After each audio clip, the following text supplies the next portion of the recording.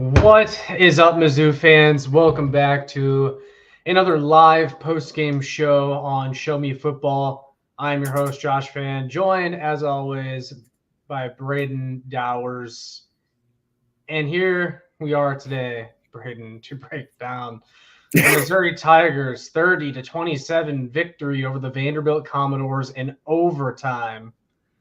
I'm going to let you speak first because honestly, I'm just kind of still gathering my thoughts. I was at the Royals game, but because of how long the game was today, because we had fan appreciation stuff and all this stuff, I got an extra break. So I got a pretty good chance to watch the majority of this game. I probably saw about 60% of it, and then my phone died. And so then I missed basically half of the fourth quarter. And then once the game was over, one of my coworkers had the game on and we watched it. When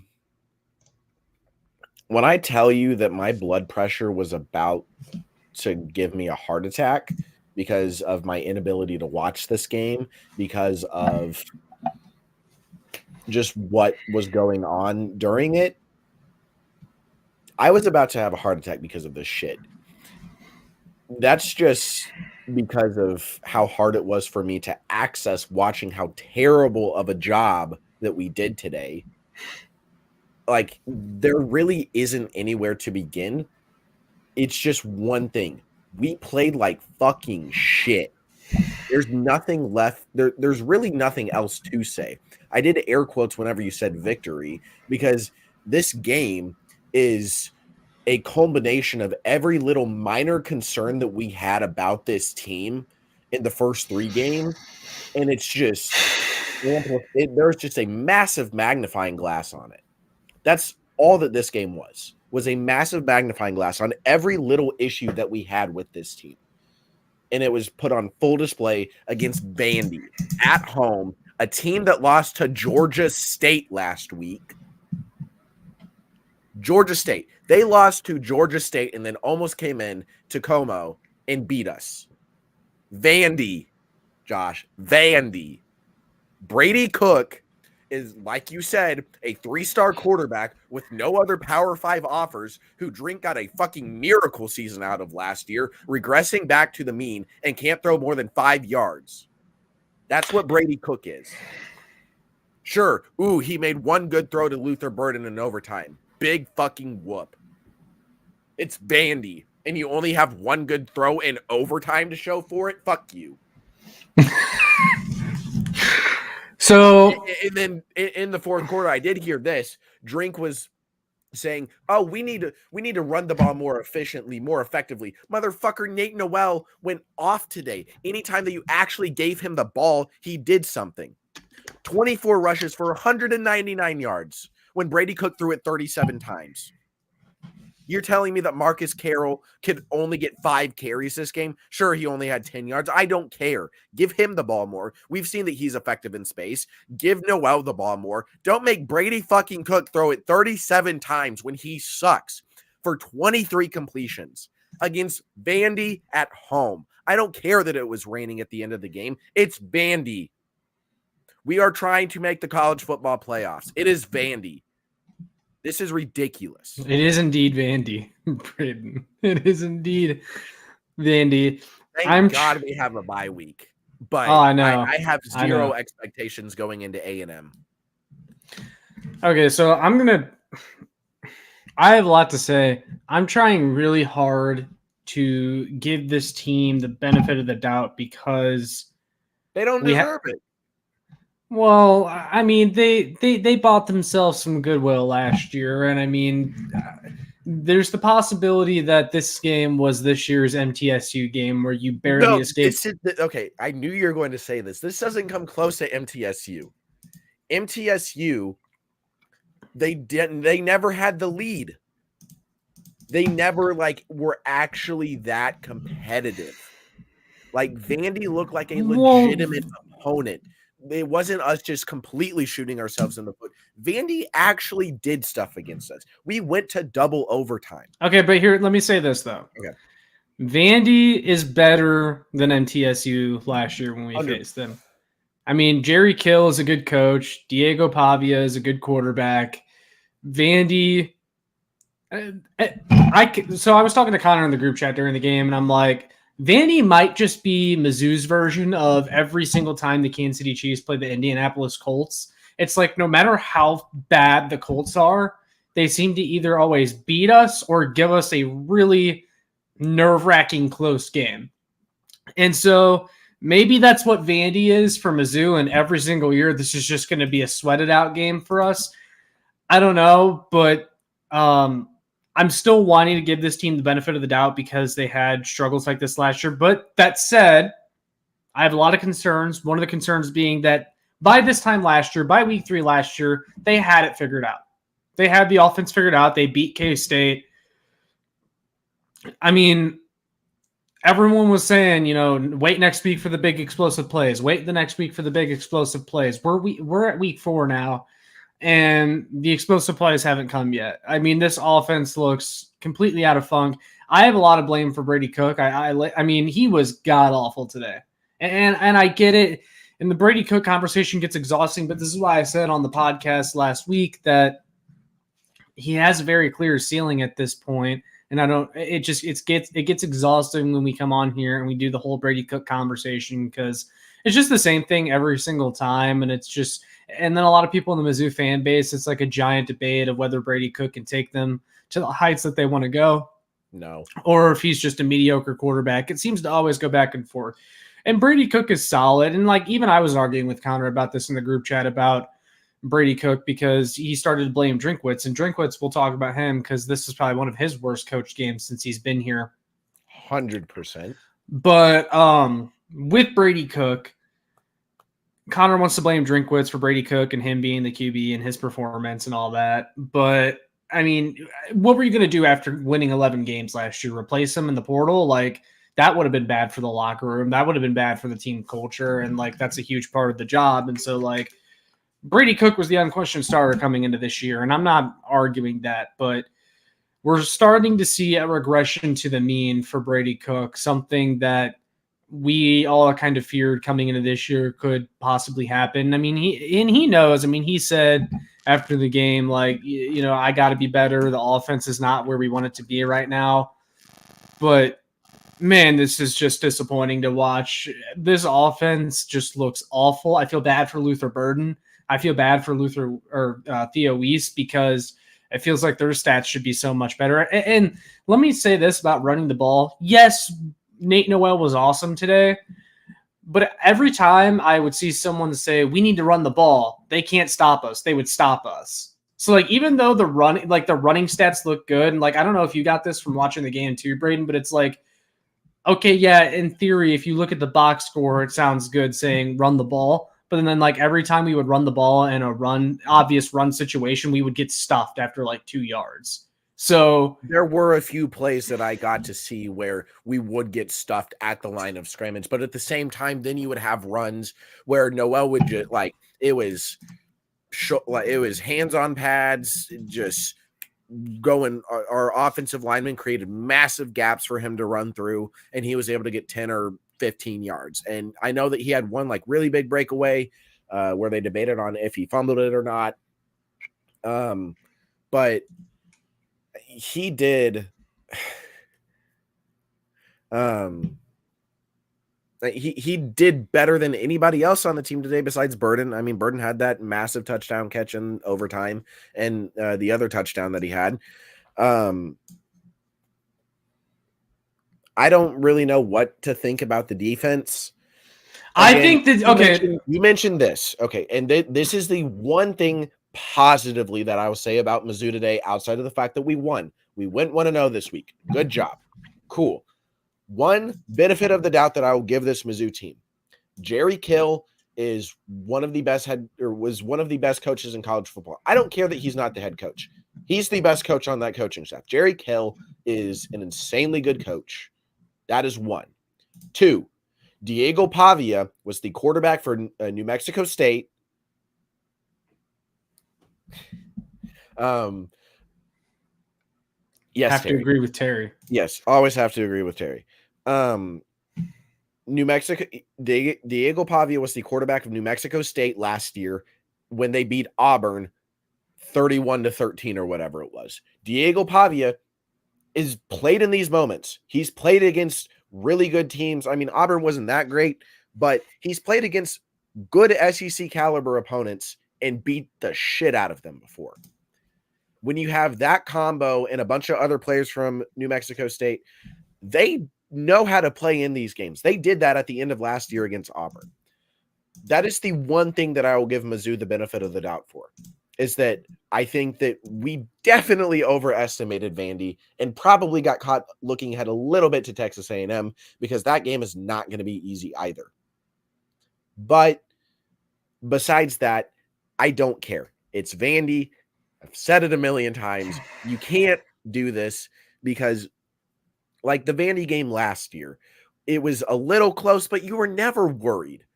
Yeah. At every single point in this game, I'm like, we're going to Mizzou this. We are going to fuck this up. We are going to lose this game. That was my headspace the entire second half. We're going to lose this game. Even when we were up 13. The vibe of this team, what Drinkwitz did at the end of the first half, and what Brady Cook did by not throwing the ball away, what they managed to the sheer incompetence that they managed to accomplish today at the end of the first half, the entire second half, and completely mismanaging this game is why I did not think that we were going to win this game. We got lucky, plain and simple. We got lucky. We got lucky that there was an offensive pass interference. We got lucky that there was an ineligible man downfield or whatever the first penalty was. We got completely lucky. We got lucky that it started raining and then there was a massive gust of wind and he hooked it left. Because then if it goes to 2-point conversions, who knows? Okay. There's just right. there's so much to say about this. Gone for a second. So. Okay. I'll take over for a minute. So someone mentioned that we're going to be dropping the upper teens in the AP poll come Monday. Let me just say this. I really, at this point, do not care where Mizzou is ranked in the AP poll. Quite frankly, if the committee wanted to put them at 25, can't really argue against it the way that Mizzou's playing right now. The rankings truly do not matter at this point in the season. It's nice when you're ranked highly, and you'd like to be ranked as high as possible. But right now, it just doesn't matter. The only thing that matters is winning, surviving, and moving on. And that is one thing that I will say about today that is positive, is that you survive and advance. You just have to win, and that's literally all that matters. It doesn't matter who you're playing. Even last week against Boston College, you see upsets like this all the time in college football, just like Notre Dame lost to NIU, and then NIU lost to Buffalo, who Mizzou pounced a couple weeks ago. So, man, college football is just weird like that, and that's why I still want to give this team the benefit of the doubt, is because a lot of the time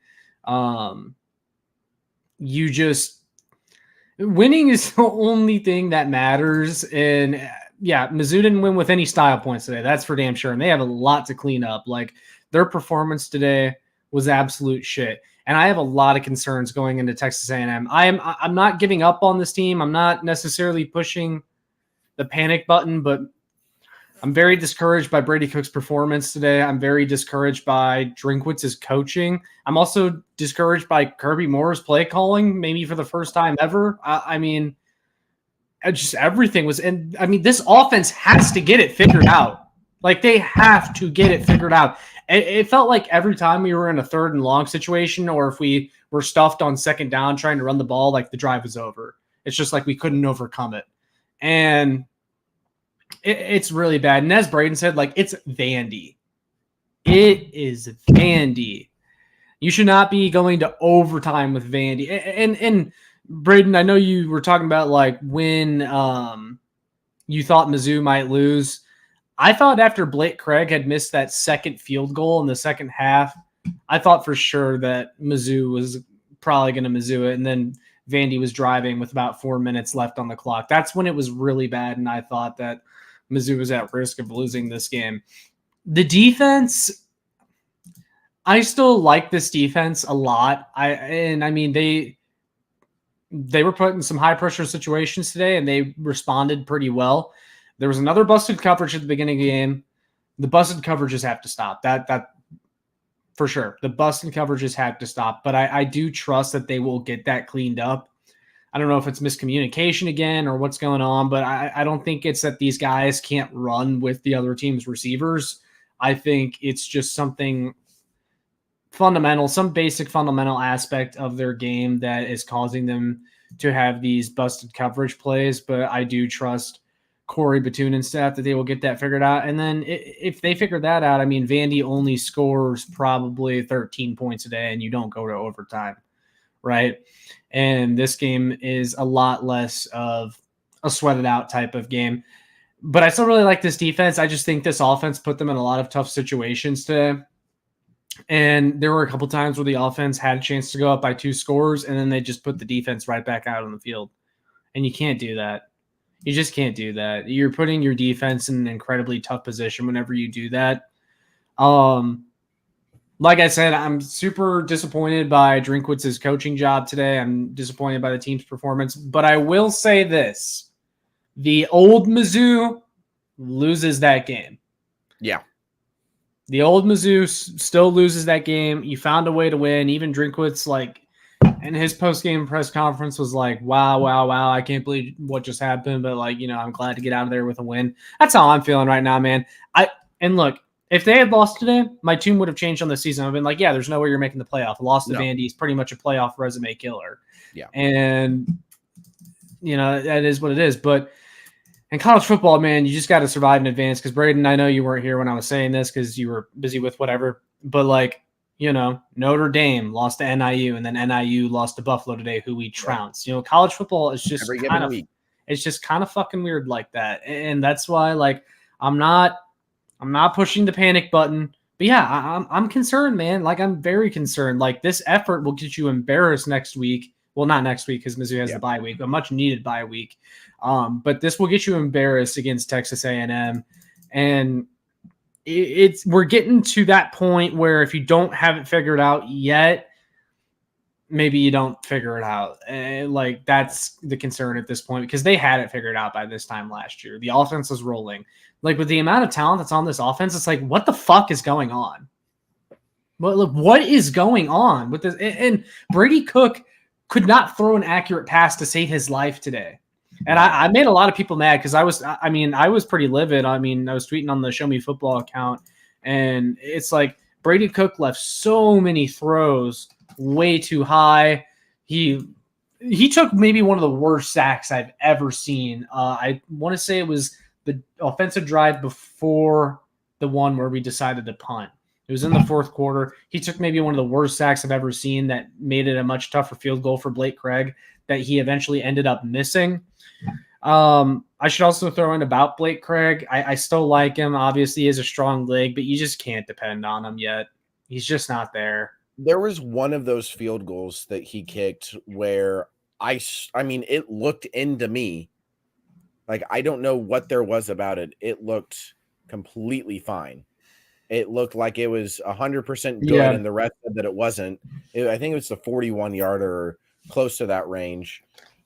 And they said that it was no good. I swore that one was in, but it didn't end up mattering. I don't really know what all you talked about, but my confidence for everything right now is I'm kind of at the same point that I was for K-State last year, where you go in with no expectations and just hope you come out happy. Going into A&M with no expectations and just kind of hoping bullshit happens. And that's where we are with A&M. That's exactly where we were with K-State last year. We were ready to fire Drink before the K-State game last year. That's where we were at. We were ready for Drink to be gone. We were waving the white flag. Drink is not the guy. We're going to have to hire somebody else. That is exactly where we were at the end of Middle Tennessee State last year. Drinkwitz, in my opinion, still the guy. Like, he's built up more than enough goodwill for that. And I don't think that he's going to leave for a while because of what he did last year. But at the same time, it's kind of, is Brady Cook the guy? I don't think that Drew Pine is. He's really small, and I like. He might be better than Cook, though. He might be better than Cook.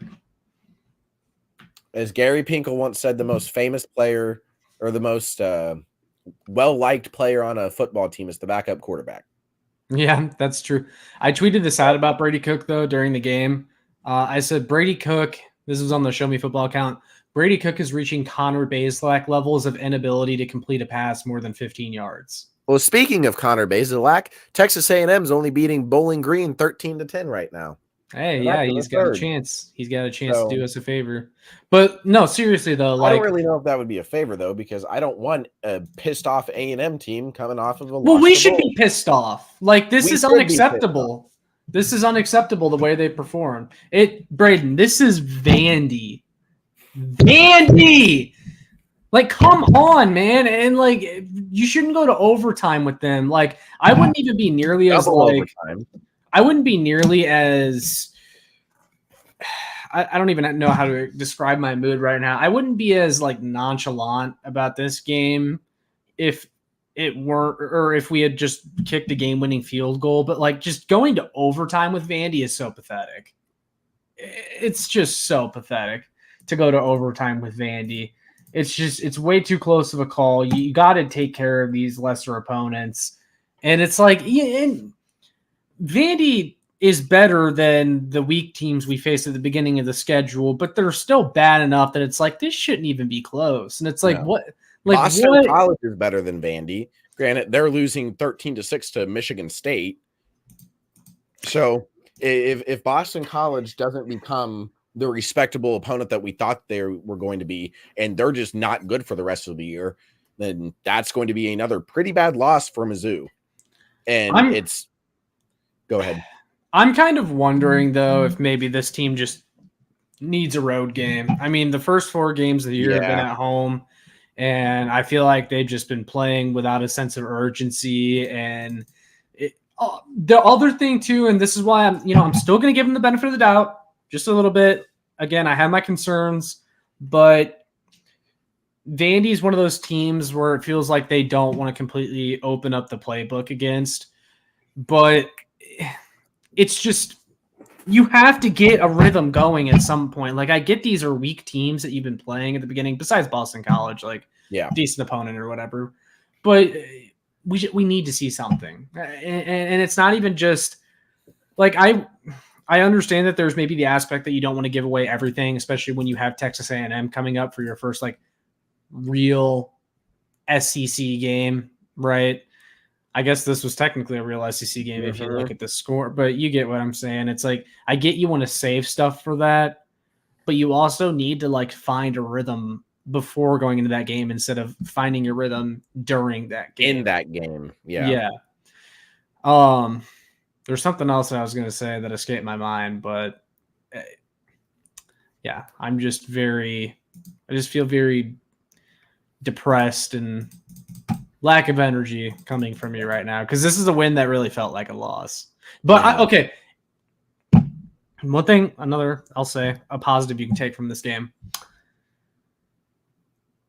They got tested. Yeah. They got tested very, very. I mean, that was. Can't say that we're not battle proven after the last 2 weeks. That is one thing that we can say, and that is something that you can take going into A&M. We've played in close games at this point. I mean, it's good that we've played in close games, because now we can go to A&M, and it's probably going to be a close game there, and you just got to hope and pray that you can come out the other side of it. Because if you win A&M and then you come back home and you get, like, if you get on track, you beat A&M, then you beat Auburn, then you go to UMass and you beat them, then you're 7-0 going in to Bama.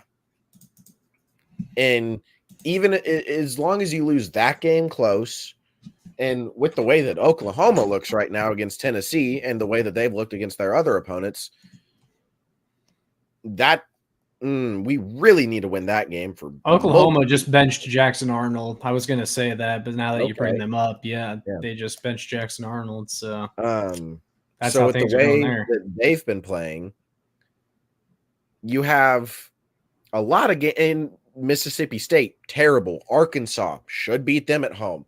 South Carolina, I'm going to say it. I don't care what you say. That game is not going to be easy, Josh. I don't care what you say. South Carolina, took LSU to the wire. Sure, LSU maybe isn't as good as we think because Blake Baker sucks. But South Carolina is not going to be an easy game, especially if we played at night. Like, that is not going to be an easy environment to go into, especially if we beat Oklahoma and we're coming off a massive high of that. But that's looking way too far into the future because we really got to beat Texas A&M first. And I don't know if we do that. Like, the expectations for me going into the season were to make the college football playoffs or at least have a 10-win season and be right on the cusp. Now it's like, shit, I'll be happy if we go 9-3. Well, I'd be happy if we went 9-3. Like, I would have been okay with that even before seeing what we've seen so far. Like, I'll take a 9-3 season, but no, I get what you're saying and where you're coming from. I'm still wanting to give this team some credit, and I'm wanting to give them the opportunity to show me. I'm not pushing the panic button again. I'll say it. I also said this before or while you were gone, but someone said something about the ranking. And it's like, honestly, I could not. AP poll doesn't fucking matter right now. It doesn't matter. It really does not. You just have to win the games that are in front of you and survive and advance. And luckily, we were able to do that today. But I'll tell you what, if we had lost to Vandy today, typically I don't judge coaches based off of like one loss. But if we had lost to Vandy today, I definitely would have been on here talking about, is Drinkwitz the guy? And that might sound a little shocking because I've been like Drinkwitz's biggest fan forever. Yeah. But that's just one of those games, because one of the big things I've praised Drink on that makes him stand out from like a Barry Odom is because Barry Odom would always have a couple of games every season where it's just like, you can't lose to that team. How did you lose to that team?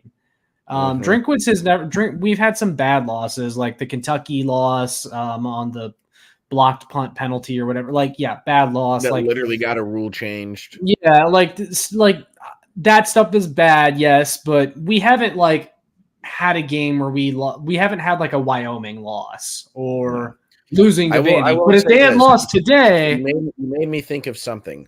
The last time that we got a massive name from Clemson and we played Vandy after it when we were undefeated and in the AP poll, that get really bad. Kelly Bryant. So that brings me that segues me into my fuck Toriano pride. I completely forgot about him. He's bad. He is a bad football player. He has gotten beat so many times already this year. I don't know what exactly he offers to this team. There's no way that there aren't other corners on this team that can do a better job than what we've seen from him so far. Yeah, he's been the weakest link so far, and I'm not ready to give up on him yet or anything, because I don't like a lot of these plays. I don't think it's like he can't run with these guys. Like, it's not like I don't think like the first busted coverage at the beginning of the game, that feels like a basic fundamental issue that needs to get addressed by the coaching staff.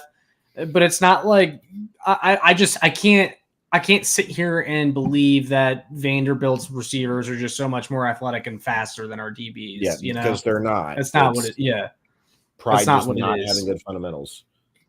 Yeah, and that's got to get fixed ASAP, because had that play not happened, Brayden, or I was saying this while you were gone too, but if that doesn't happen, Vandy probably only scores like 13 points today, and you don't go to overtime. Because if the busted coverage touchdown if you don't have the busted coverage and you don't have Drink being a fucking moron at the end of the half, are we ready to talk about that? 10. Yeah, are we ready to talk about Drinkwitz from this game? I mean, we've mentioned him a lot already, and just how piss poor of a job he did at the end of that. And he said it too. I mean, even because I don't know if you caught it on the broadcast or not, because I know you kind of were like watching on and off, but like the sideline reporter was saying after halftime, you know, they interviewed him as he ran into the tunnel, and he's like, "Yeah, terrible decision. That's on me. Like that he knew as soon as he had made that decision. Ooh, this is At gonna least come he back to takes bite. ownership of it. Yeah. Now he probably wasn't expecting the Vandy kicker to hit. What was it, like a 57-yard field goal? 57-yarder against the wind. He Like, probably yeah, wasn't expecting that, but I'm also not sure he told Brady Cook to take a sack either. So Yeah. that was a really bad part of it because that obviously gave Vandy a few extra yards to make that field goal, manageable for their kicker. And then what were your thoughts on the decision to punt with just under a minute left in the game? When it's 4th and 1 and your defense has been pretty good and we are on their 43-yard line ish. With the way that the run game had been playing, you run that ball and you try and set yourself up for a game-winning field goal instead of playing for overtime. Yeah, I don't like playing for overtime. Terrible call when Vandy would have only had like 30 seconds and a timeout. Like, sure, they might have had a little bit of time to get into field goal range, but with the way that the wind conditions were and everything, just made no sense for them to not go for it there. Like, Drink went back to playing conservative. It ended up paying off, but not a play call that I necessarily like. I just think it says a lot about your team when you feel like you can't get 1 yard against Vandy. When you can't get 1 yard against Vandy at your own Vandy, state. Brayden. Vandy. I feel like we need to emphasize that. How many times did I say that you're making it this big joke now? It was like 5 times at the beginning. You're like, Vandy, which I agree. Like, it's Vandy. Now, I have an issue with Kirby Moore, too, because this is not a good game called from him. I've said this before. I haven't said it as much as recently, but the Brady Cook designed runs need to stop. They almost never work. And I think Brady Cook is honestly a very overrated runner. He's not the type of guy that you draw up designed runs for. I think when the play breaks down, Brady Cook's got good speed for a quarterback, but it takes the guy 10 years to turn up field, it seems like, on designed runs. He doesn't even have the best vision when he's running. He seems to run into contact a lot of the time on these designed runs. I think he's an extremely overrated runner. I think he's a good runner when the play breaks down, which you'd like to have in your quarterback, athletic enough to be able to run for a first down and maybe a little bit more, which Brady Cook can do. But as far as designed runs, you just got to take them out of the playbook. They don't fucking work. No. You hit the nail on the head, Josh. We killed probably 5 drives today just with some stupid designed run for Brady Cook. Mm-hmm. Yeah. It's terrible. I don't have really too much left to add. I'm glad that there's a bye week. Yeah, I was gonna say I can't handle watching this team next week. I need a break from them. I need a break from them. Happy to watch. It's like an abusive relationship, and it's like it always has been. I told my dad whenever I got home, I'm like, "Fuck you for making me a fan of this team and this school. I hate you for it. Worst decision he ever made for me in my life." But yeah, I am glad that I will be instead watching TCU kick the shit out of KU because KU sucks and I can't believe they lost that. Yeah, they blew a 28-17 lead to West Virginia. Absolutely hilarious. I cannot wait to watch them get dusted by the Frogs next week. Well, I know you were big on this defense before this game, and I was on a spiel about them when you had to go for a minute. I'm not worried about them. I'm really not that worried about Batoon's squad either. I still like them a lot. They only held Vandy to 4 or 14 on third down today. It's just there were a couple of times where the defense got a couple consecutive stops. Offense had a chance to put it away, and they didn't, and put the defense right back out on the field.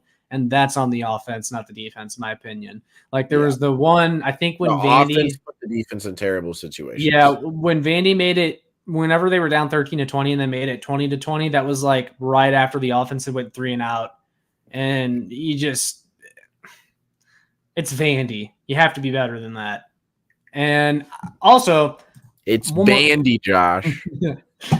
I'm also looking at highlights on my Twitter timeline right now from the Oklahoma Tennessee game, and I'm watching like Nico We don't have to Iamaleava. play Tennessee. Well, I'm watching Nico Iamaleava. Like that dude throws lasers, and I watch him, and it's like pretty cooked. Like His bullet passes there's so they're much so zip slow. on his throws. There's no zip. There's so much Time zip has on more Nico's throws. There's so much zip on Nico's throws, and then like Brady's just. I mean, he couldn't. There were a couple plays where the receivers maybe could have put in a little bit more effort, but at the same time, like if you're Brady Cook, you can't throw a hospital ball either. Yeah. I don't know. I feel like Brady Cook is one of the most coddled players in recent Mizzou history.